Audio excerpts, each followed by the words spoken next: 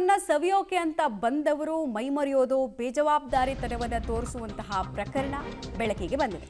ದೇವಾಲಯದ ಆವರಣದಲ್ಲಿ ಪ್ರವಾಸಿಗರ ಹುಚ್ಚಾಟ. ಇದು ಐತಿಹಾಸಿಕ ಬೆಟ್ಟದ ಭೈರವೇಶ್ವರ ದೇವಾಲಯಕ್ಕೆ ಸಂಬಂಧಪಟ್ಟಂತೆ ಮಾಹಿತಿ ಕೊಡ್ತಾ ಇದ್ದೀವಿ.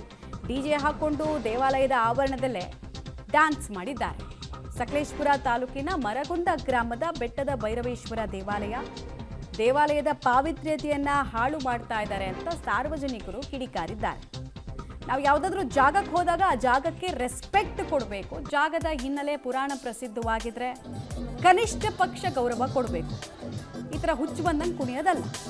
ದೇವಸ್ಥಾನಕ್ಕೆ ಬರೋದು ಇತಿಹಾಸವನ್ನು ತಿಳ್ಕೊಳ್ಳೋದಕ್ಕೆ, ಫೋಟೋಶೂಟ್ ಮಾಡೋದಂತಲ್ಲಿ ಬಂದು ಈ ಥರ ಹುಚ್ಚುಚ್ಚಂಗೆ ಆಡೋದಂತೆ ಸಂಸ್ಕೃತಿಗೆ ಮತ್ತು ದೇವಾಲಯಕ್ಕೆ ಅಗೌರವ ತೋರಿಸೋ ಕೆಲಸ ಪರಂಪರೆಯನ್ನು ಫಸ್ಟು ಬಿಡಬೇಕು.